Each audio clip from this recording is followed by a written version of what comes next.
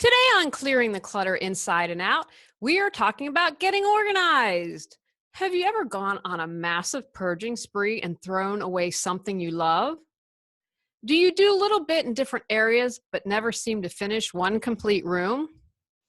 Can you never find anything because you have numerous places to store it? If you have done some decluttering and are ready to organize, we have you covered today. Let's begin our month as we focus on getting organized.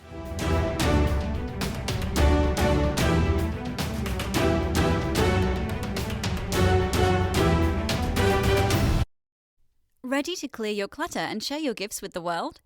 Every Tuesday at 1 p.m., join award-winning professional organizer, author, and certified life coach Julie Coraccio on clearing the clutter inside and out, as she teaches you how to navigate the waters to declutter your life.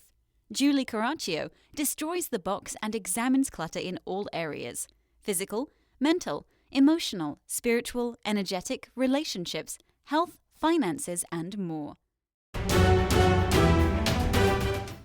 All right, everyone, I'm going wild and crazy. We're still going to talk about clutter. Clutter is always going to come into every podcast I do. However, we had a couple of requests from some listeners and viewers for me to talk about organizing. Remember, everything is archived, so if you aren't ready to get organized, it's no big deal. I wanted to share some statistics with you from a blog post I got from sharespace.com. Where do you see yourself in these statistics?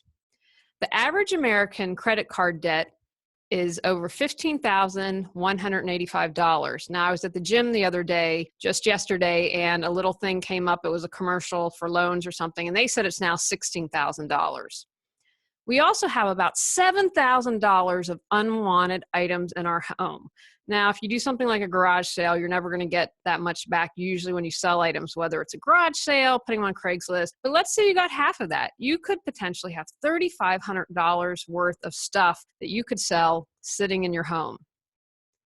It's estimated that 15 billion in unused tech gadgets in junk drawers worldwide. That works out to about 2,200 per drawer or attic, depending on where you're stashing them. The average woman has about 27 pairs of shoes, and men have 12. Both have an average of 88 articles of clothing each. 25% of those clothes are unworn. 85% of couples say they argue about clutter and disorganization. Managing volumes of clutter has been linked to elevated levels of stress. 23% of adults say they pay their bills late because they lose them. 80% of clutter is due to disorganization, not lack of space. There are almost 40,000 self-storage facilities in the U.S., and demand has doubled from 1994 to 2004. Here in Raleigh, where I live, we drive by every day, there's a major thoroughfare, and they just finished a huge storage unit. It has in big letters, climate control. It is literally next to another storage unit. Crisis purchases could account for 15 to 20% of household budgets, and that's due to buying duplicates, last-minute shopping trips, etc. According to the U.S. Department of Energy, for homes that have a two-car garage, 25% of people don't park any cars in the garage, and only 32% have room to park one garage. Now, based on my neighborhood, that's a very accurate statistic. Do you see yourself in any of those statistics?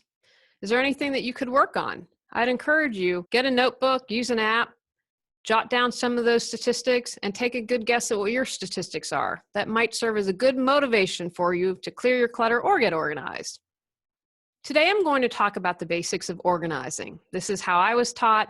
Most people who teach are going to credit Julie Morgenstern with the nuts and bolts of how organizing is done, and most people have learned from. I'm not sure if there's anyone else out there. I always try to give credit where credit is due. I'd say probably a lot of what I'm going to talk about today is based on her principles. I've read a lot of books, taken classes, and most of what I'll talk about today is probably her basic principles and teachings, and that maybe some people have shuffled around or used differently. And then, of course, I've always thrown my spin and things that I've learned into the mix, but I always like to give credit where credit was due. Now, I'm always going to encourage you to declutter before you get organized. I always tell clients, I'm never going to force you to throw out anything, but encourage you to always try and do some type of decluttering. Sometimes people don't want to declutter and get organized. That's okay. Wherever you are, it's okay. Although our guest this month is going to have a special aha moment related to this, and I can't wait for her to share that with you. But that's coming up later in the month. This isn't one of the basic steps, but I'm going to encourage you to do some planning. It's kind of one of those, a stitch in time saves nine. Try and figure out if you will want to do a monthly organizing project, or you're going to break it down into weekly tasks, or you're going to say, hey, I'm just going to go for it and try to get a project completed in a weekend. I encourage you to write it down, whether it's your to-do list, an app. I say this for everything. If we don't write it down, it won't likely get done. I'd be lost without my to-do list. I have been using legal pages for ages and will probably never change that. Once you've figured out the time, block it out on the calendar. I'd also suggest, although this isn't necessary to do, a complete inventory of your space. What areas of room need completely organized, minor work, and none. Plan on organizing one room or one project at a time. I am planting this seed now because I've seen many people flit and fleet from one project to the next and never accomplish anything. Again, there's nothing wrong with this, but if this is you, you might want to consider hiring someone. A professional can come in and see things you can't. Finally, this is something I suggest to my clients to do or think about prior to organizing and decluttering. Create a vision for each room and how you want it to feel. I'm hanging out in my office now. I want this to feel inspiring. I want it to be a place where I can be creative. I also want it to be serious and organized because this is where I run my business from. I have got 2 cats that I need to have a certain lifestyle that they've become accustomed to. If you're a cat owner, you'll completely understand that. But in all seriousness, I need to be organized here because it's where I run my business from. But I also bring in the inspiration. I also bring in the creativity. You don't have to have just one feel for the room. For example, I want my bedroom to feel loving, relaxed, warm, and comfortable. So I'd encourage you, take the time and think about what you'd like to create for the vision for each room. All right, should you start small or start big? If you find organizing and decluttering really challenging, I'm going to encourage you to start small. You can do something like a purse, a wallet, a drawer, or maybe even one bookshelf. Note, if you do only one part of the whole, you may need to do work later. But if you're just trying to warm up, get those organizing muscles going, consider starting small. The advantages of this is it's less overwhelming. And if you've listened to the podcast for a while, you know I talk about this a lot. Many times people become so overwhelmed and they just stop. It's easy practice. You can do one of these items usually in about 10 or 15 minutes. It's quick and easy, and you can see immediate results. That's going to help boost your confidence and say, okay, I did this, I can tackle something bigger now. Should you start big? And what I mean by this is an entire room. So if you're like, you know what, I'm a pretty good organizer, I'm pretty good at decluttering, and I'm ready to rock and roll and start big. Here are some questions that I'd ask yourself if you're looking for a room or area to do. What's driving you crazy? If something's driving you nuts, I go to make a meal in the kitchen and it's disorganized. I've got to get it organized so I can cook healthier meals. Where do you spend most of the time? If you're hanging out in the TV room and it's in complete disarray, consider starting there. Or anything that needs urgent attention. For example, your office because the bills aren't getting paid on time. Before we actually start organizing, I'm going to recommend that you take time to gather your supplies. Again, if we do this planning and get ready to roll, it's going to save us time and headache in the long run. Large, strong trash bags. Think about those leaf and garden bags that are to hold garden waste or lawn waste. They really hold up. Boxes or bags, and I'm going to encourage you that you might need as many for donate, return, repair, recycle, sell, another location. And what I mean by that is you might find something in the garage that actually belongs in the bedroom. And trash. Depending on what area you're doing, have a dustbuster, a vacuum, a dust cloth or cleaner, or a broom and dustpan. My idea is like, hey, if you're already in there, you might as well clean it. If you are going to be going through papers, have folders and a Sharpie to mark things. You can use paper index cards to tape or label piles. I don't recommend using stickies because they can fall off, and I see that more often than not.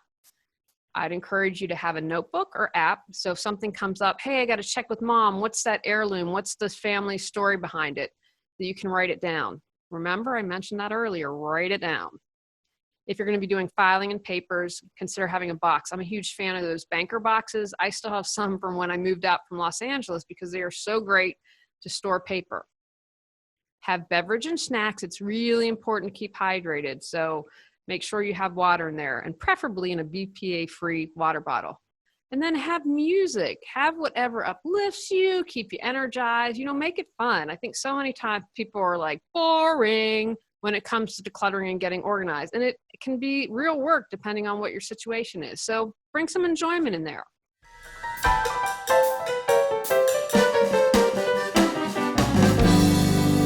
Started to organize and got stuck? Need questions answered or customized solutions? Looking for a professional organizer to bounce ideas?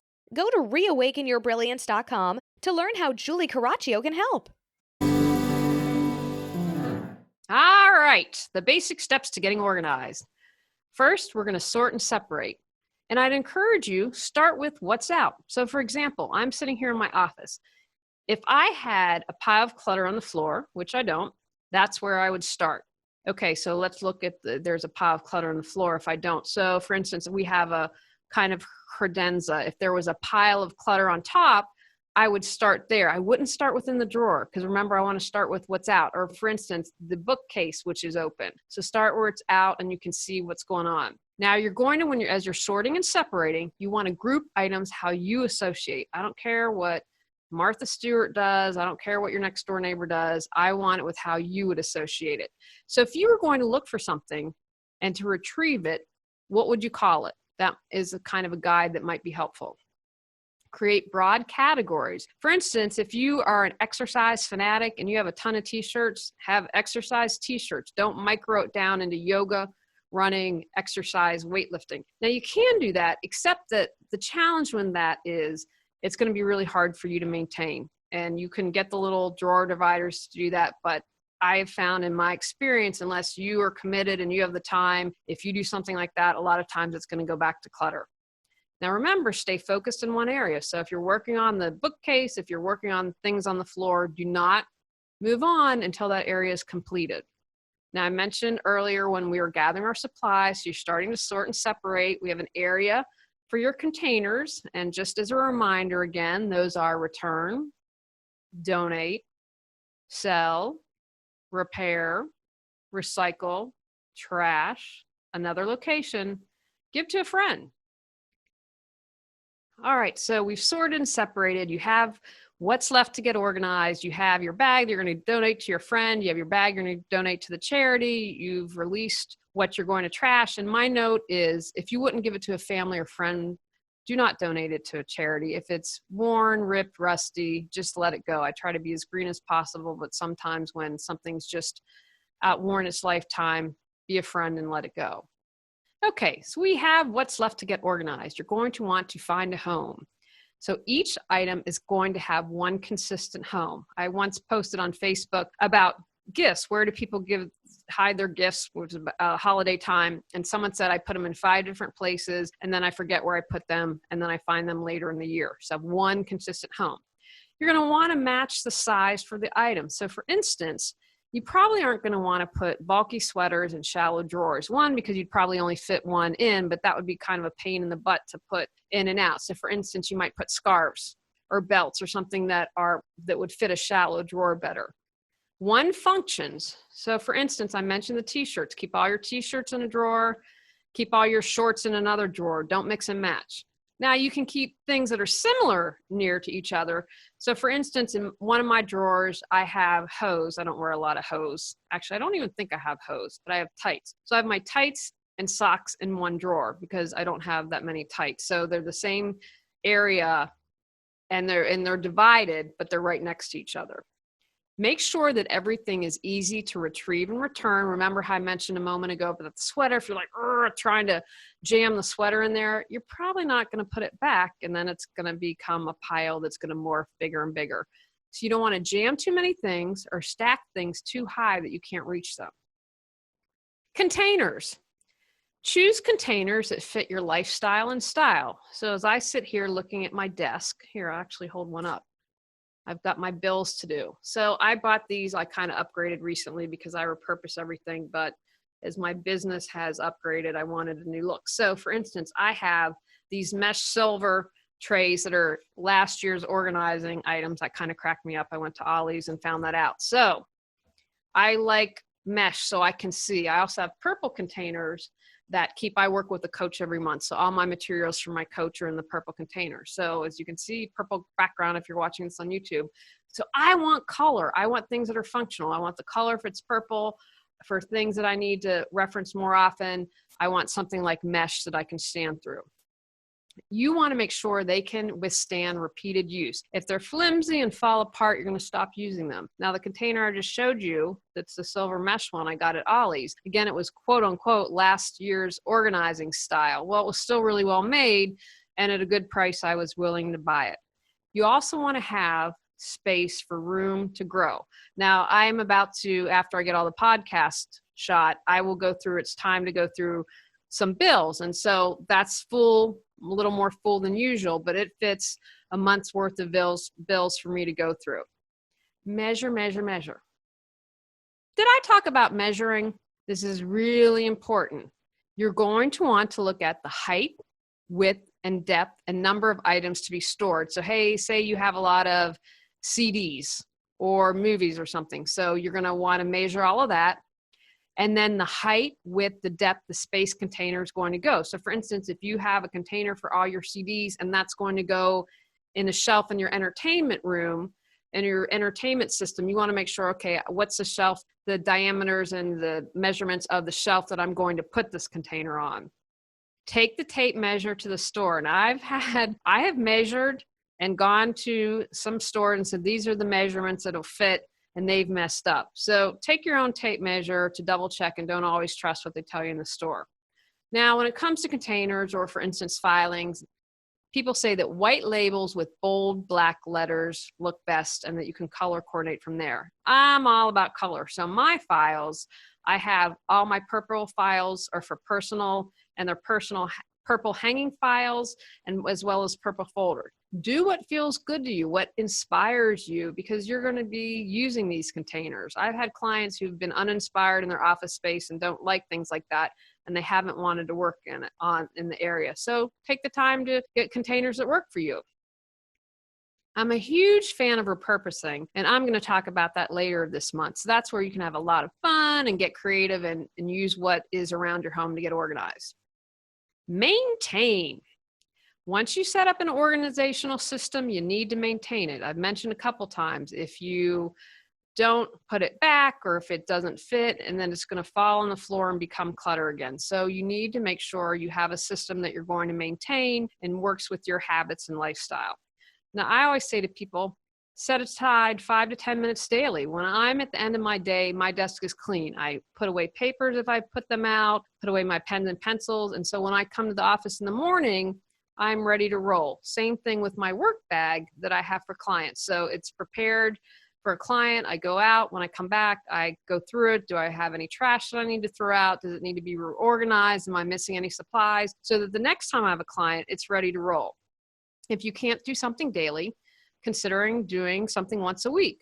Schedule it on the calendar, write it down. Get the family involved. I've seen a lot of times with families, the burden to decluttering and getting organized falls to one person. So make sure if you live with a partner, if you have kids, that you get everyone involved in some level. Some days you're going to miss it. That's okay. You just have to make up for it. And do an annual purge. If you've listened to the podcast, I talk about it. We do a purge once a year. And we have kind of gotten in the habit of, in some cases, doing things like our closet more than once a year. Okay, it's the end of the season. What didn't we wear? Let's release it. Because I'm all about is just letting the stuff go. Take actions from today's podcast. Take the time to plan and block off time for your project. A little planning before getting started will save you time down the road. Consider doing an inventory of your home or space that you are organizing. Pick one room or area to begin. Do not move on to another project room, or area until you've completed what you started.